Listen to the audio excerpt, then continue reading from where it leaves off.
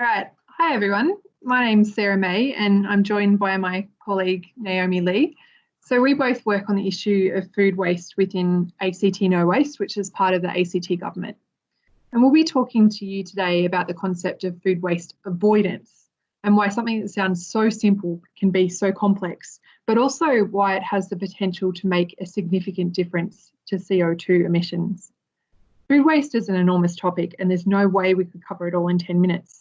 So instead, we're going to take you through the concept of avoidance, why it's important, what we're doing about it, and how you can help us. So Naomi, if you can move to, so quickly, that's just a slide that has our information and contact details should you need to contact us. Naomi, if you could please move to the next slide. Excellent. So first of all, what is food waste?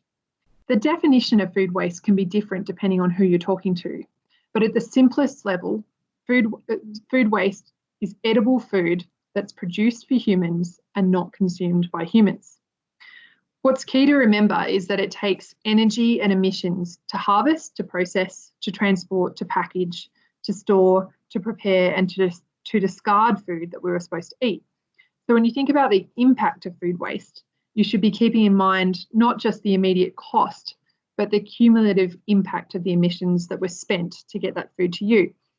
It's estimated that food waste contributes to around 8% of total global greenhouse gas emissions.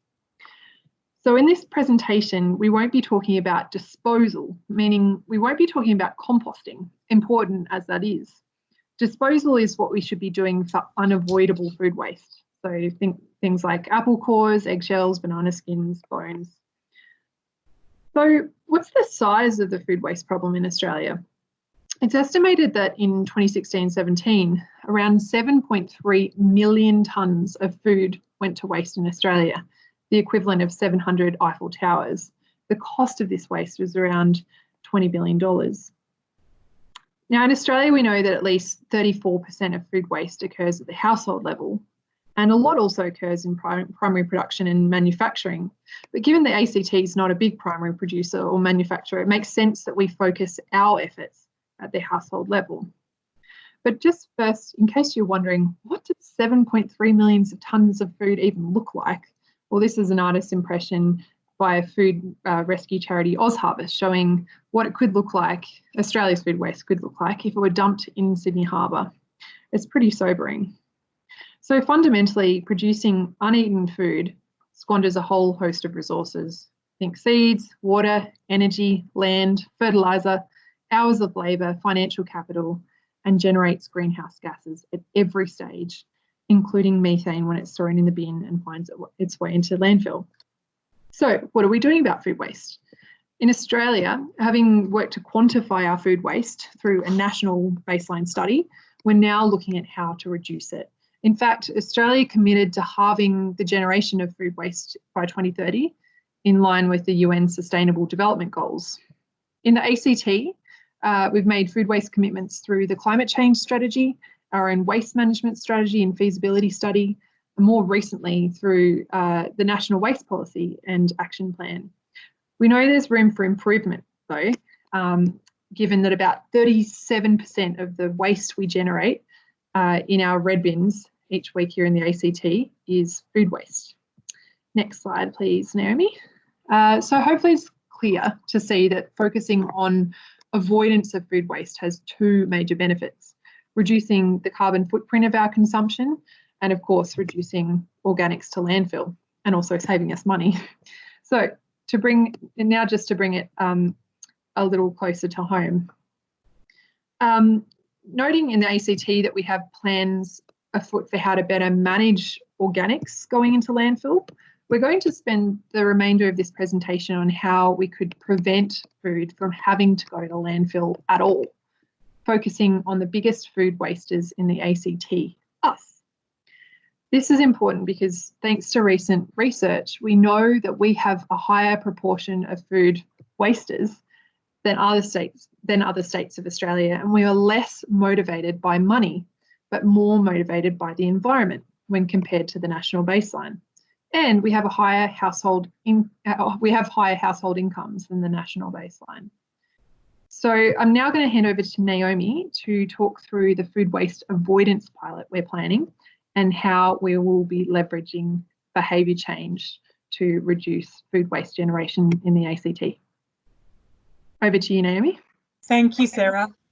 So we have just launched in the ACT in August this year the pilot of Love Food Hate Waste.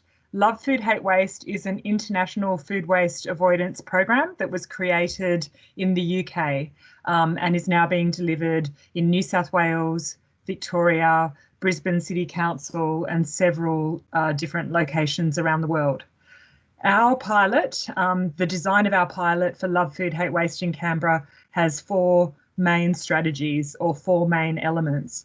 The first is a communications campaign, which is basically an advertising promotional campaign using a range of different channels, which I'll go through a little bit later.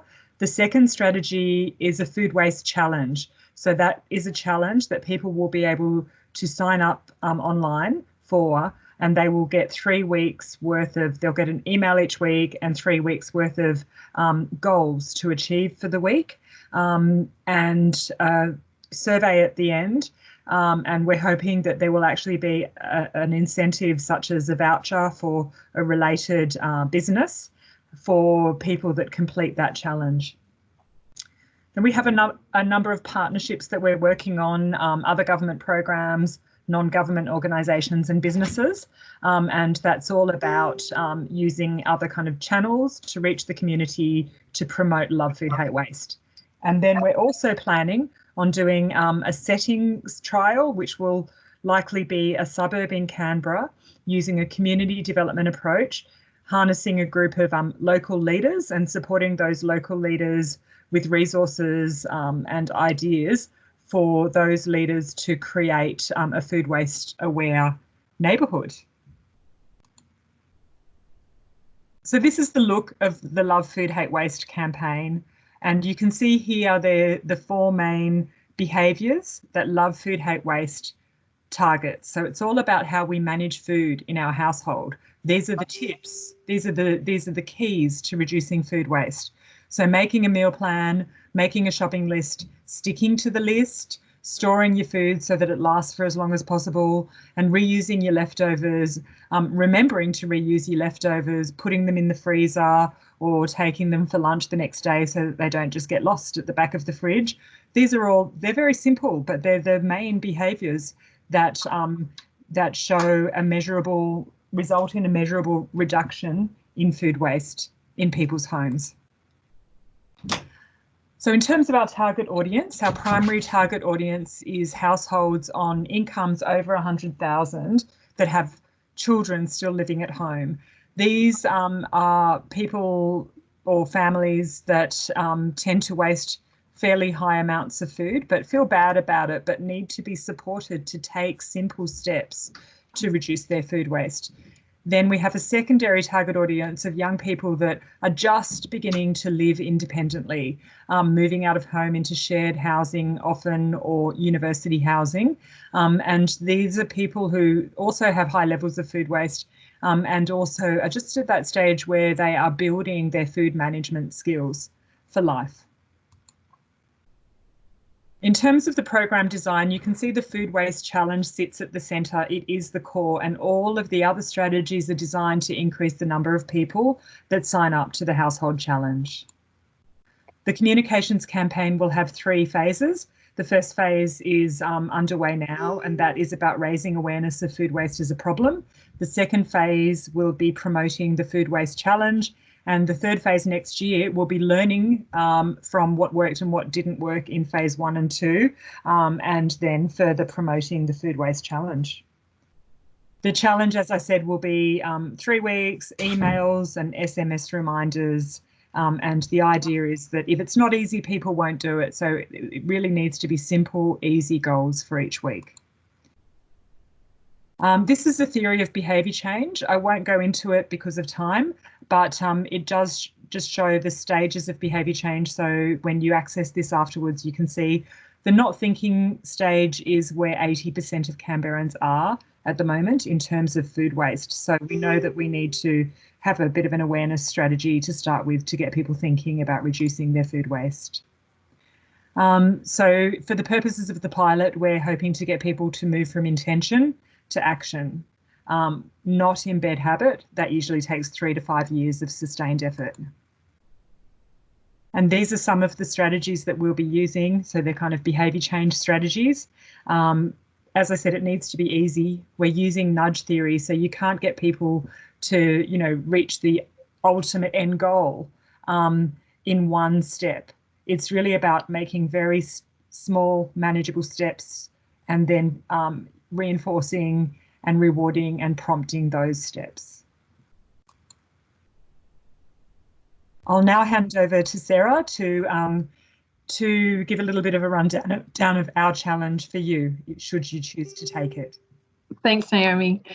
Yeah, so to sum up, through avoidance and avoiding food waste, we in Canberra have an opportunity to cut emissions, simply by not letting food become waste at all. So given, as Naomi mentioned, that we're particularly interested in how we might be able to promote food waste avoidance to young people, that is 18 to 25-year-olds, they're our secondary target audience, we really need your help. So we're very mindful that at this stage, as Naomi said, many people are making decisions about managing food in their own households, whatever that may look like, for the first time. And cutting through the noise, I guess, and really cutting through to people is challenging at the best of time. So we're after your proposals.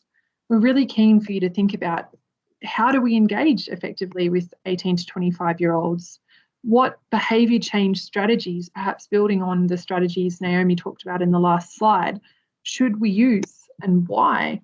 And how do we make valuing food a social norm for young people and for everyone?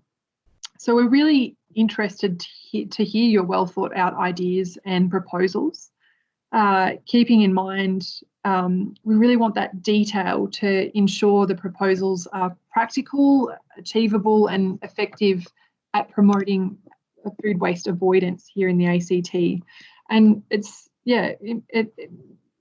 we really do want your ideas. Your proposals may well influence our future approach as we continue to refine our food waste avoidance campaign and our food waste approach here in the ACT.